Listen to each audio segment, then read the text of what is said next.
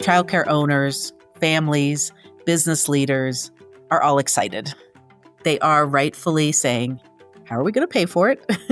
How are we going to sustain it? And I think that we're going to see that return. And so it's not going to be a question of, how can we afford it, but how can we not afford to invest in universal childcare?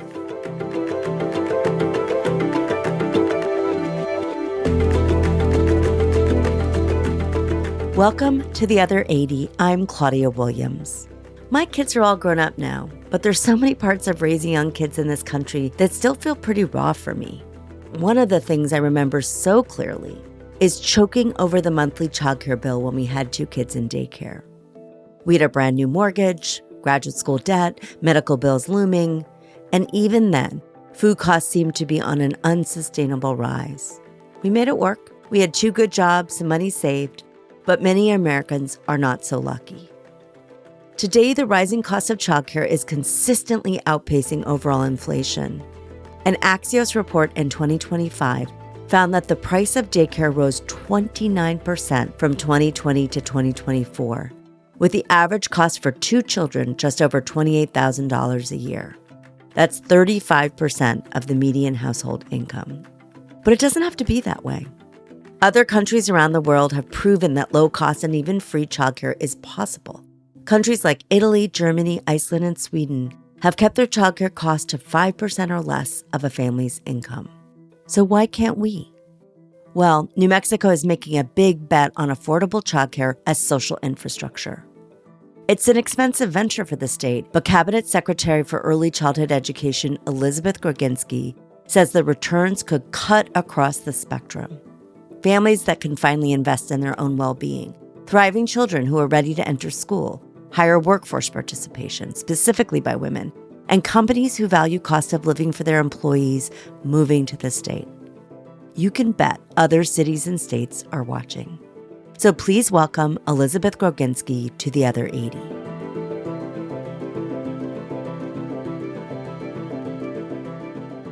Well, welcome to the show. It's so great to have you on in this new year. Thank you. It's great to be here. I'm going to, in our questions, treat the package of policies that started with the establishment of the department.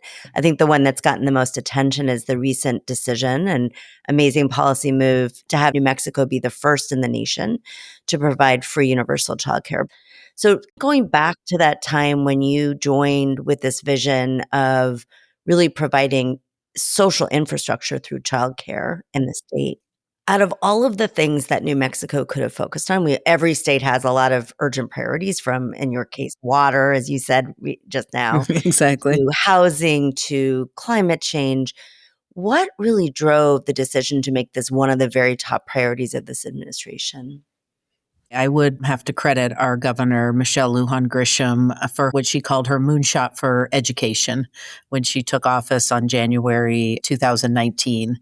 And she knew we needed to be bold and innovative to change the trajectory for whole populations of New Mexico children and their families. She immediately worked to improve our K-12 educator salaries. She wanted full day pre-K, not part day pre-K. And she wanted to make sure that families had access to what she believed were the important early learning opportunities that would prepare them to enter kindergarten. So right out of the gate, January of 2019, more funding for full day pre-K for 4-year-olds and for 3-year-olds. Increasing the eligibility limit for families, and again, thinking holistically about a cradle-to-career educational system. And I think New Mexico is in an interesting position of having been an innovator in early childhood, but also due to a whole combination of factors falling sometimes last in line when it comes to child welfare and child status. Exactly. How did you think about both leaning into that innovation opportunity while also recognizing that you were falling behind? So how did you think about those two almost opposing things in the state?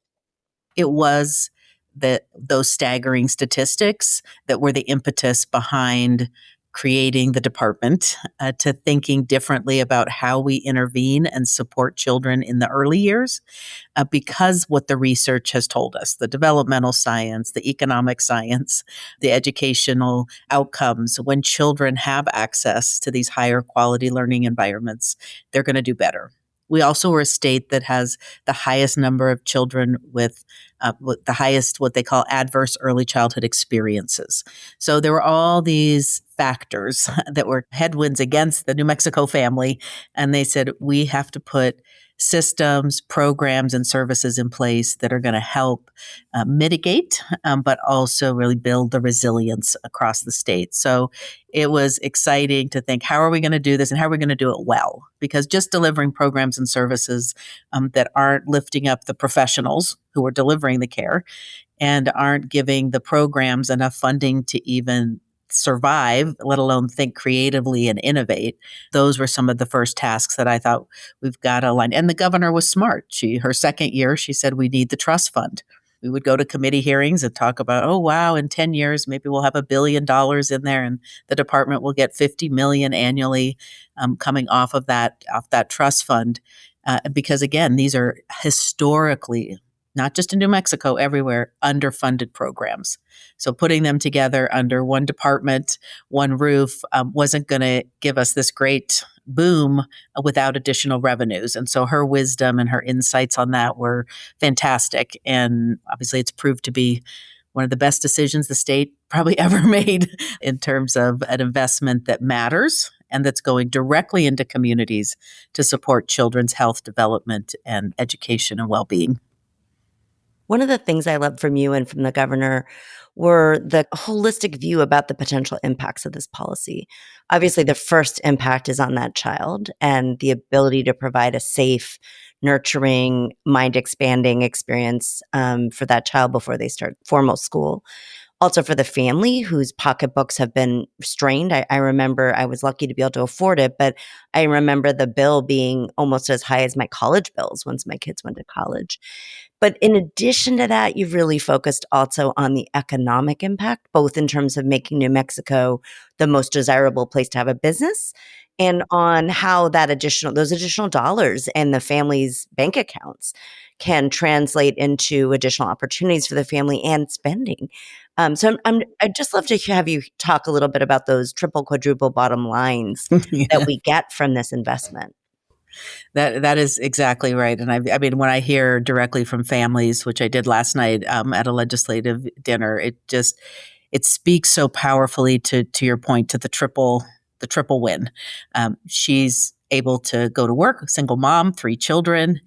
She talked about just her own well-being, her own stress level, her ability to be more present and there for her children, to put aside some money for emergencies, to be able to do some of those things that we know that some families in the higher income maybe take for granted. But in New Mexico, our moderate and low income families barely have enough to make ends meet right now. And she's so thrilled where her child is, with that nurturing caregiver, the person who's paying attention to her developmental needs and her education and care. We're so excited because we have workforce challenges. The governor has done an incredible job bringing new business to the state. We're very excited about all the economic development opportunities. But the first question that business owners going to ask is, where can my employees get childcare? So we have an all-in strategy. It's going to take all of us. Our community-based childcare programs have done a fantastic job expanding over the last 5 years, 12% increase in capacity. But we also need our industry leaders to come in and help through that public-private partnership. Because to your point, early childhood childcare programs are buying locally, hiring locally. So that economic multiplier effect that's happening with families not having that huge childcare expense, they're taking those dollars and spending them other places in the economy. And they're feeling that stability and security that allows them to really be there for their child and promote that relational health that we know is critical to long-term outcomes. You mentioned how uplifting it is to hear from families, both in terms of the impact that you're seeing, but also to learn from them what's important.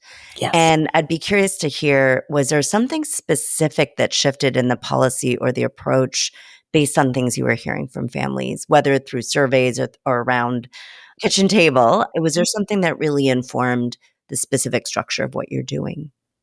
When we expanded in 2022 to 400% of the federal poverty level, that encompasses about 80% of New Mexico families who have young children who need care. The governor was pushing me much sooner. I'm tired of these income limits. They're holding us back. Because she wants that cradle to career educational system. We have free college. We have this free, pre-K through 12. Let's just get moving here.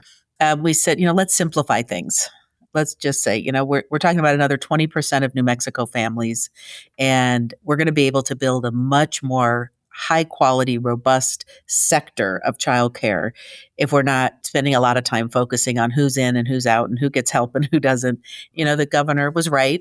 He pushed me hard, and it's our projections are right on track for what we're seeing. And so I think it was a combination of saying, we need more health professionals coming into this state. We know they often are young and starting their family, and they have a lot of student loan debt. They're trying to buy a house and stabilize. They have a mortgage, all these things. And so what could we do that would help the economy, help families, and help children all at the same time? And I love how that shifts the focus to this being social infrastructure that's needed Yes, for a thriving economy and thriving families and thriving communities that's right. versus as a benefit that is attached to specific people. And the other thing about getting rid of the income limits is it simplifies the administration. So you're Exactly. not having tons of staff just in that income verification mode. That's And I right. know it's always a challenge too when income's defined differently in different programs and which door do you go in and all of those things. So it just creates a more simple something like the way we think about K-12 education. Exactly. Like a public good. We were a little bit surprised. 33% of the families who enrolled in November were already eligible at the 400% or less. And so again, is that the stigma? Is it the fact that, we thought we were doing a good job reaching everybody saying, hey, you're eligible if you make this much money. But by saying it's universal, it's just made it like everybody at the dinner last night, the pediatrician who's just moved here from another state, she was thrilled to learn about it. So it was the first time in her life she was going around visiting with childcare programs. But she told her patient about it because her patient came in to the Indian Health Services and she said, "What?" Because she had just moved here. this mom with 3 small children, and so she was a testimonial last night, and that's how compelled she felt by this incredible connection, where her pediatrician told her about this public health policy. She's a social worker. We need social workers in Wow. this state Yeah. desperately, and so these are the kind of ways we're thinking about how this important policy is going to help us attract the professionals that we need here in the state to deliver all kinds of services and care for children and families. Like that focus on nursing, on pediatricians, on social workers, on teachers, all of these, Exactly. even all the civic infrastructure that we need. And, I have attachments and connections to Vermont, and I know they've tried different things to get They've people done to a move great there. job. But honestly, this one, I think Yes. I'll be expecting your marketing campaign for the Yes. recent grads. I need to get the tourism department connected in. But you exactly. I mean, because when we look at like a firefighter and an educator, they're at the 500, 600% of poverty combined, but they need that help. And we've been working. We've got the firefighters and the police. They're trying to attract more women into public safety. And so we're doing work with them. And that's exactly what this is about. It's providing that, I like how you said that social infrastructure that allows children and families to thrive. So you've mentioned some of the sequential things that have happened. So 2019, your department was established, you as the secretary, and I think you were the first secretary of early childhood amongst the states. 2020, the trust fund was established, which takes revenues and profits from oil and gas and mineral rights, puts it into an established trust fund for early childhood. 2022 expanded to 400% of poverty, which, as you said, covered 80% of the families in the state. So this was a whole package that was pursued, not just in the governor's campaign, but really throughout these last few years of her administration. I think we all can anticipate who the allies would be, from early childhood experts to young families. What were some of the unexpected allies, people that really came in early and supported this? What were the reasons they were at the table? Hmm. I would say, I mean, industry leaders have definitely been, whether it's, hospitals or down south where we have a huge oil and gas sector and very little childcare. So that was nice to see them step up. We also saw our school districts, some of them, because they were struggling. So they used some of their COVID relief money to help get their facilities ready to be licensed. And they started offering childcare for their employees. And we're seeing more of that happening as well. We always had the chamber. The chamber was a big support and philanthropy, and that was wonderful. A couple things I want to note that we did here, a huge policy shift that we made was setting our rates for childcare based on a cost alternative methodology. And so that helped educate the whole field about kind of what does it cost to deliver quality care. And our rates at this point have increased almost 100% since the day the governor took office. We have not had too many detractors. The typical legislators are concerned because we were a new department and we were growing so quickly with millions and millions of dollars.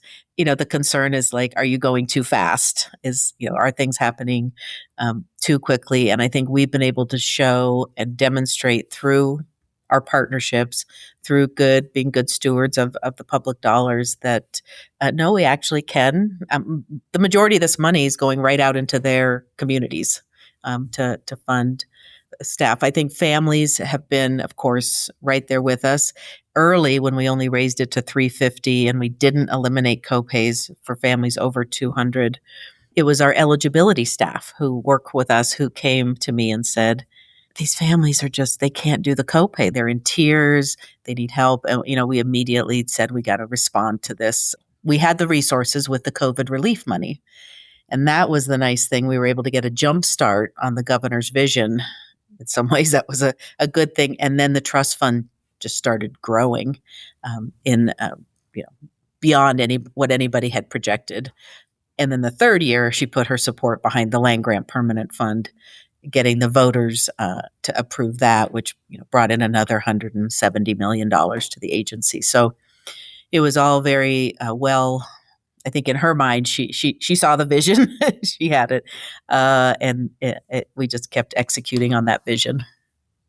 I saw her speak in the fall, and I remember her also really focusing on women's leadership and women Yes. leaders, herself, you, and others in the state. And anyone can be a visionary leader, but I think that understanding and kind of speaking from the perspective of the family is so powerful.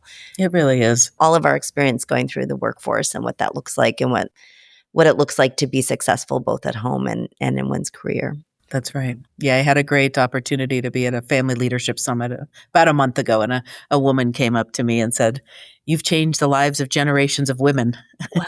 Because just in that notion that there's a choice, that this doesn't have to be the barrier that keeps you from either working to your full employment or to going back to school to pursue a career that you wanted, and you now don't have that barrier of a huge childcare expense. I grew up in the 60s, and my mom was told by her woman pediatrician that she had to choose being a mom or working, and was smart enough to ignore that and go back to grad school and become a psychologist. But just like how far we've come, but also how much further we have to go. This kind of policy isn't meaningful if there aren't actually spots available for families. And last June, you released a seminal report on the gaps across the state. And as you've pointed out, there has been a growth since 2017 in capacity, but you still have, I think it was 16,000, about 15,000. Yeah, 12 to 14. I think we've closed that a little bit since Oh, got that it. report, Okay. but yeah, it is around there, especially for infant and toddler care. Some of that has been definitely through the capital investments that the governor has put across the board in the state, and particularly in our nation's pueblos and tribal communities. So I've just been at two ribbon cuttings in the last month of these gorgeous state-of-the-art early childhood centers at two of our pueblos. And there was a couple last year, and they're fantastic because they have the language immersion and the culture and the traditions are all built into that. One thing we noticed, and we've kind of seen this precipitous decline in what we call registered homes, referred to oftentimes as licensed exempt. So they still have to have all background checks and get child health and safety, but they can only serve up to 4 children in their home. I think New Mexico used to have 2,000 or 3,000 of them. We're now at about 890. And so while our capacity has grown, it's grown in licensed homes and centers. And so we have a campaign to recruit 1,000 registered homes to build back that capacity, which is often what families want. It's oftentimes more culturally grounded in how families want their child cared for. And so that's one strategy we have. And we're working with some of our key statewide partners to do that outreach and to also provide those supports. We also have a low interest revolving loan fund to help our childcare programs or people who want to open a childcare center get access to capital. Very low interest, 2%. And they can get that access to capital. Right now it has about 12 to 13 million in there. We just closed the application, scored the 116 completed applications, and we'll be working with our partner at the New Mexico Finance Authority to start underwriting those loans to only probably about 12 or 13 programs, but it'll result in about 2,500 more spaces available in the state. 1,000 registered homes will give us another 4,000. And so we've already seen licensure of some new homes and some new centers. I'm talking to providers every day who are like, well, if I get that loan, I will, but I'm going forward anyway. I've got my bank lined up. It's pretty incredible, the capacity of this sector. Mostly women, very entrepreneurial, very innovative, the way they see the vision. And I think they've seen where the governor's been heading as we've increased and people have been planning, been purchasing land, they've been looking at buildings. And so we held a childcare summit at the governor's residence a few weeks ago, and we brought in the 5 counties where if we could build a lot more supply, families would be in, children would have more access. And so we brought together county leaders, city leaders, school districts from those parts. And so, as the governor said, we're all leaning in, we're going hard. This is an all-in strategy.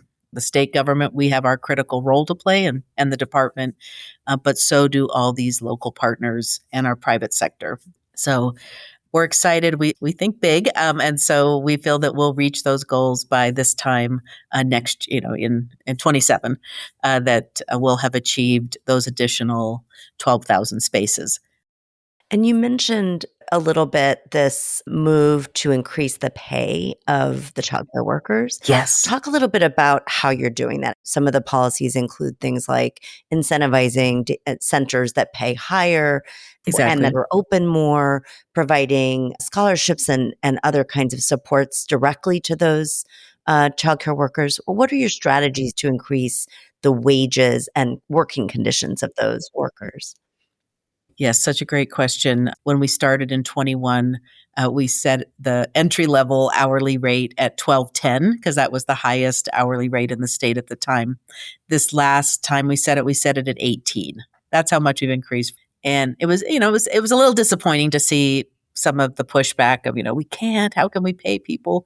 I'm like, how could you not pay them to come in and do this kind of work, at least $21 an hour, when you're asking a lot of them to have credentials, observe children, meet with parents, do all these things that are highly relational and very intense.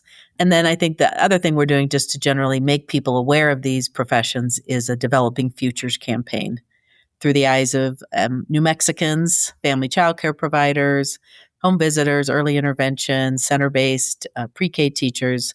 We tell the story of why you would want to pursue a profession and a career in early childhood. We're moving the profession forward. We've done it, as you pointed out earlier. This was not just like last month or in September, we decided to do all this bold stuff. It's really been part of a system-building movement, working with community, with providers, with professionals, and with families. So this is the final year of the governor's administration. January 20th, you start a new budget negotiation. She's put forward a budget for the year.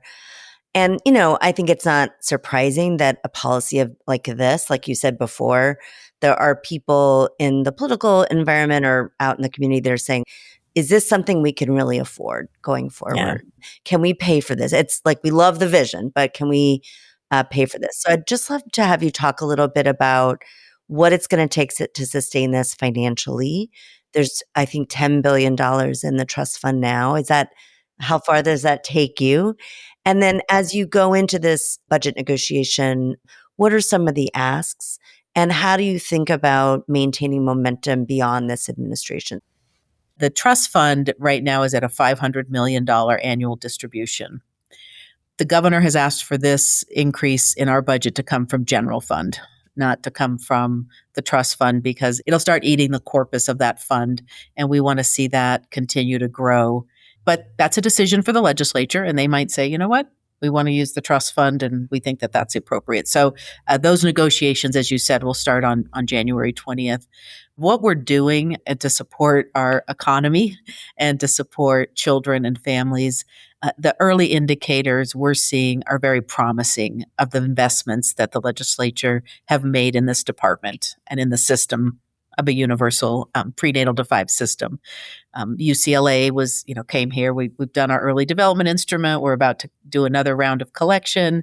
We're seeing 75% of our children are on track developmentally in at least one area of development. We're seeing other promising indicators in our kindergarten reading scores.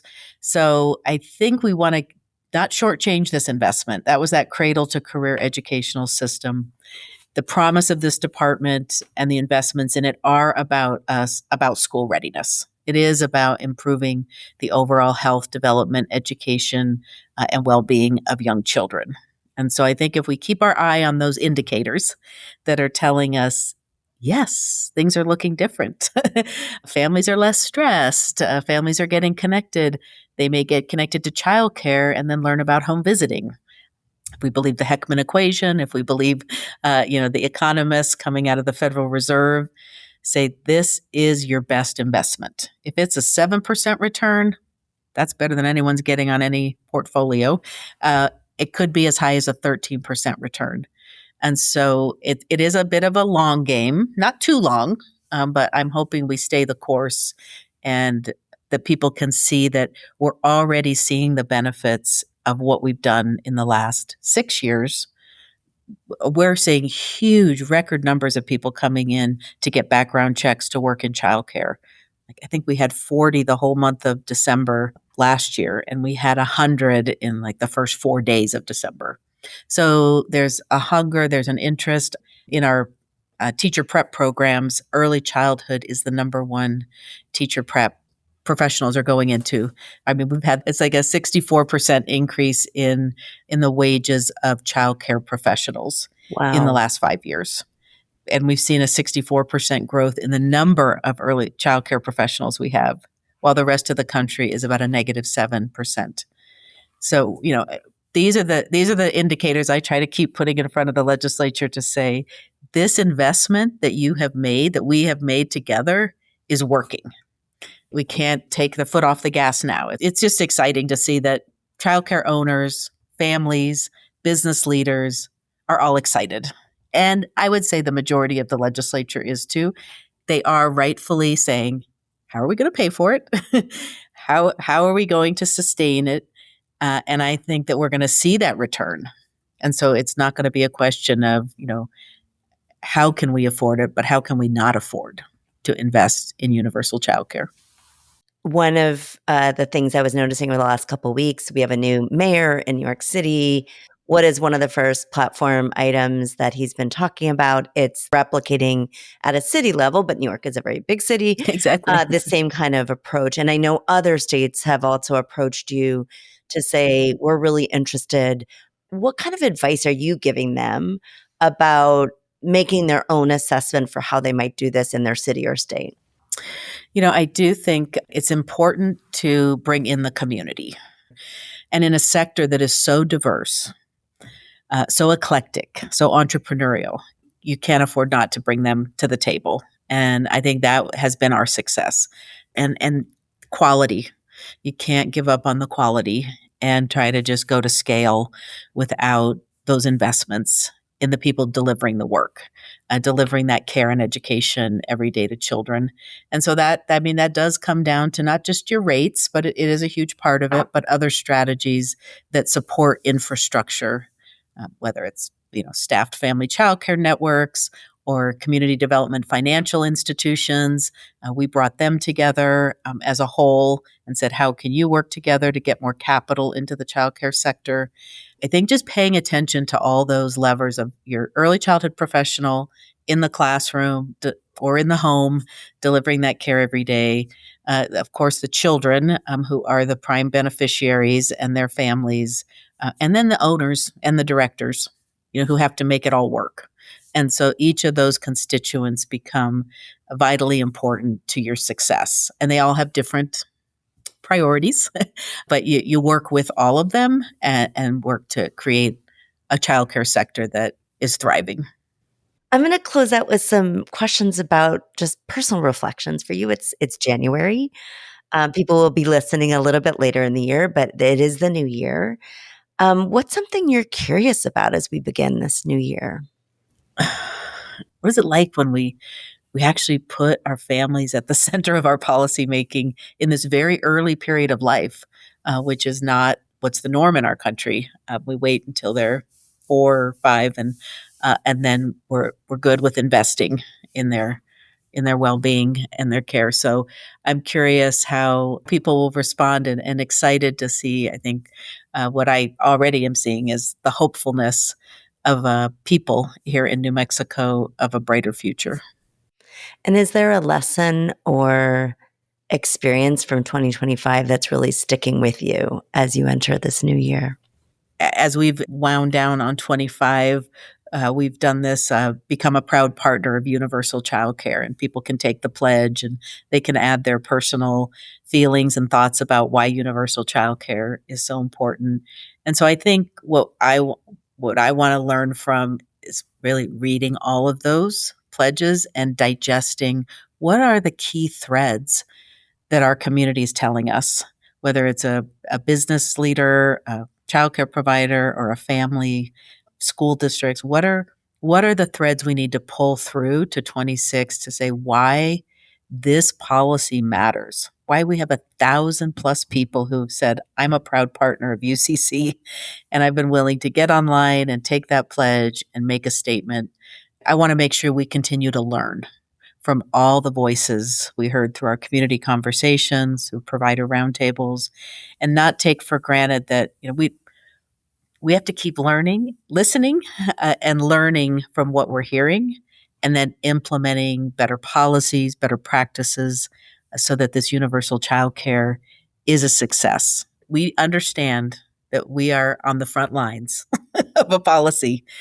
If we don't succeed, this could be a negative ramifications for our country. And so we have no intention of not succeeding, because we have the right mix of political leadership, community level leadership, tribal leadership, and this agency. The staff here are some of the most incredible thinkers, creators, innovators, and hardworking people. So we don't take this responsibility lightly. We know that all eyes are watching. Others know we will succeed, and so it's just keeping our eyes and our ears open, and our hearts, of course, to the people who are benefiting so much from this, and then adjusting as what we learn and we hear and we feel becomes much more salient and clear, because this has not been done in this country. Well, that's a great place to end on this note of incredible hopefulness.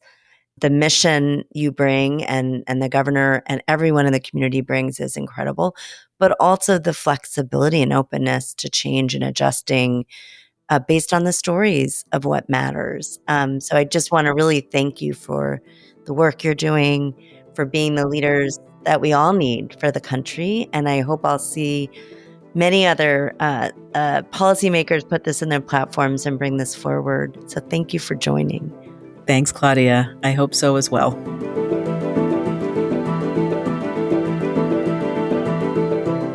One of the big themes of The Other 80 is how to make health and support systems more human-centered and simpler. But paradoxically, building simplicity into government programs is really hard.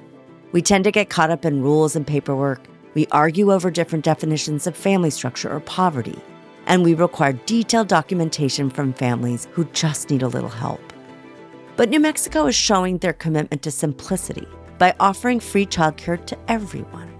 And I applaud the state and Governor Grisham for their leadership, because a move like this allows them to invest in the system without complexity. But it also means they can focus their energy on outreach instead of parsing eligibility.